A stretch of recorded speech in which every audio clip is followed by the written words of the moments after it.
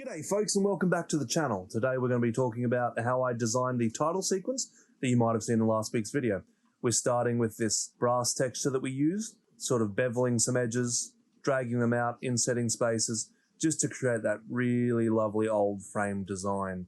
Now, I apologize for the audio in this video. We've been trying to record it for about 3 days now. We've had birds and rain and all that sort of stuff. So we're just going to see how it goes. Adding in a bit of a leather texture here.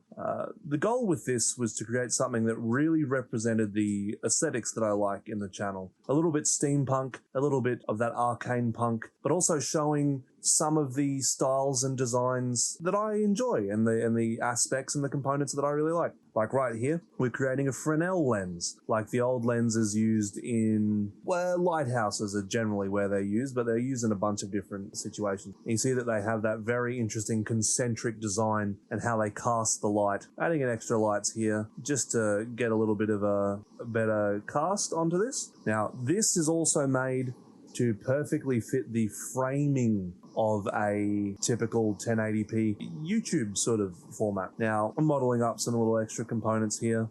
These knobs are meant to sort of represent the old style knobs that we used to get on TVs. I think I had to replace these ones just because my geometry on there was was quite bad. That's okay. But we're using them, they're based off the knobs on your old TVs, which you see the sort of rotation there's going on. Just to try and get a little bit of a cooler design, something that looks like it could be interacted with. Now, yeah, so this is retrying here, doing a proper, there we go, fixing the geometry on that one, making it look just a little bit more cohesive and nice. Now, this is all made so that it will fit perfectly with inside a 1080p YouTube screen, which means, and you'll see later as we work through it, I could flip this vertically and move some pieces around and also have something that will work as a really good format for your TikTok or your Instagram Reels or your YouTube Shorts. It will fit that vertical phone screen as well. Now, that's something that I really like doing with things that I create, is finding things that with little or maybe even no fixing and changing will actually have a better format. Will be able to be used for multiple things. And we're adding gears up here. These, I wanted to emulate the mechanisms that you see inside, again, rotation issues, the mechanisms that you see inside 17th century-ish safes and stuff like that. So as all of the components of this are moving around, these I wanted to move and then reverse their rotation, adding in little brackets. As we can see here, this is a relatively interesting design. We've got enough shapes. We can see the animating the Fresnel lens moving down, and we're moving the dials just so it looks like something's being tuned as we're working through this. Kept on trying to add in different HDRI textures, which are the sort of the reflections in the glass there, just to make it look a bit nicer. And sometimes they work, sometimes they didn't. That's definitely part of the process, is trying to make things all fit and function in a way that are visually appealing. It's something that I think people do want, in the fact that there's a lot of subsets of folks, whether it's people who work in steampunk, people who do cosplay, people who like to make their computer cases all have, you know, RGB lights and crazy details and piping and design elements. Like, there are lots of folks who would like to have technology that has intricate designs, but who might not be able to find that as something that they can buy, as something they can purchase. So this is probably my favorite part of this process, is going and adding in my actual, my name. So this is a title screen, and I really wanted it to have that ability to showcase my, who's making the videos, who's involved.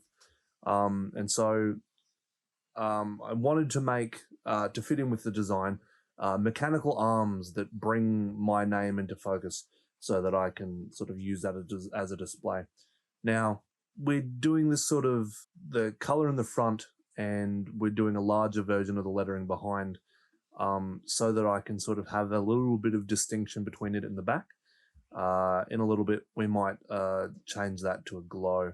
Now, these are the mechanical arms. They're a little bit unfortunate looking at the start, but again, wanting to have that sort of look of functionality. So adding in this little beveled section there just to look like maybe it hooks around a ball joint and can move back and forth. Adding in these extra designs, extruding bits just to make it look like they're more part of a piece, involved, engaged. Now we've got the swing there. So we're changing the pivot points of everything so that they are perfectly lined up, just so that they're going to make so much more, they're going to look so much more like they're an integrated mechanical device rather than just something that's been sort of thrown together and moved around. Now, I didn't want all of them to be doing the same thing. So the James in the middle, I wanted to have the two arms on the side, and I wanted it to swing up from the front, just to give a little bit of an extra, detail to the motion, a little bit of extra movement. Now, a lot of these things are based on, especially the mixes between the brass and the metal, looking at old pistons and stuff like that, where the casing and the tubing was often made of brass, but the moving part was often made of stainless or steel at the time, just because it was more hard wearing. So there we are, going through and keyframing these bits as they fall in and making sure that they all line up, because we want it to be this, you see the title screen, you see this sort of frame, and then the words come in, they pull away, and the Fresnel lens drops out of sight, and then the camera moves in, and it's just this really sort of cohesive short segment. Now, I actually did all of the audio for this as well. There we go. We made it glowing there. So a little bit of that Art Deco kind of, not neon, but just a bit of light framing there.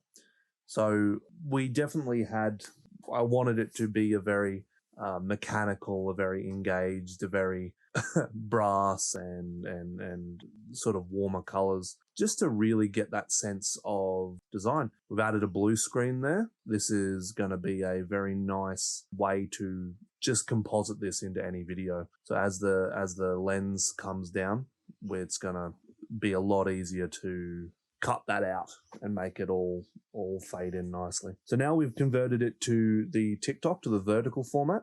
And we're moving all the pieces around just so that they're going to fit the size and style a little bit more. Extending bits just so that they work in the vertical format. There we go. You and James Carey. Yeah, I'm just making sure that all of the animations still function. There we are.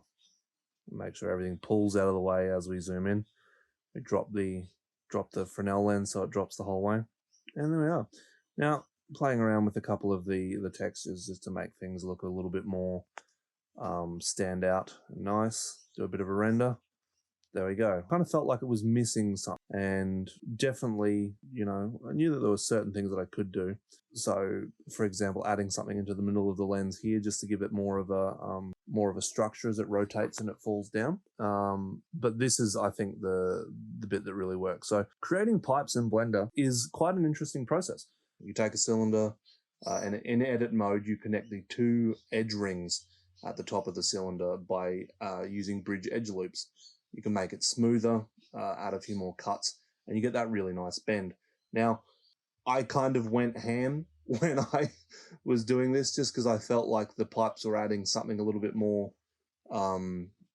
sort of involved and engaged with the design.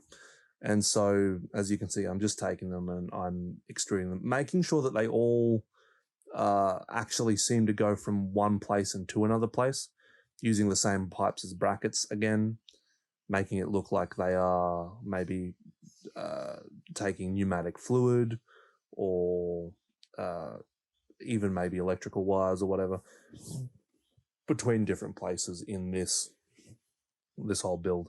Trying to make sure they match curves, make sure that they bend around things, that they don't really intersect with any of the other structures. Even getting some of these really nice S curves. Extruding out bits, making larger bits that look like expansion chambers, bringing them back in, collets, flanges, thinner and thicker pipes to represent different structures, different needs for moving around fluids, looking at adding in again different versions of those same pipes, moving aspects around, adding extra details into where the gears are up in the corner. It's just trying to fill out that space, giving a little bit of texture. And that's one of my biggest philosophies when it comes to this arcane punk design formats, which are very obviously a kind of inspired by things like steampunk. But it's all about creating a level of texture and detail that people who are interacting with the things that you're creating, you want them to get lost in it. You want them to be interested and leaning forward and looking more, in the same way as a good painting or a sculpture or whatever has that sensation of wanting to lean in and look at details and understand more pieces. In my creations, in my sculptures, in my 3D modeling, I really want folks to be able to look at something and see texture and detail that makes them want to look at it for longer, but while still being functional. With the torch from last week, one of the biggest things is it is always going to be more efficient for you to pick up your phone torch and just turn it on. But no one is examining, turning the phone over in their hands, staring at the torch, working out what happens when you tap the button on and off. It's designed to be unobstructive, unobtrusive, easy, ergonomic, and yet it loses something in being so stripped of any sort of tactile interaction. And no, it is never going to be more efficient to do it in the way that I'm doing it, but it might be more enjoyable. And that's, I think, my deepest and most sincere thing that I want to have as a contribution, is getting people to think about how they can make the experience of technology fun. And that's a big ask. That's a big process, but it's something that I think is important. Hopefully, along the way, building some pretty darn cool and useful objects. So thanks for watching, and I'll see you in the next video. Bye-bye now.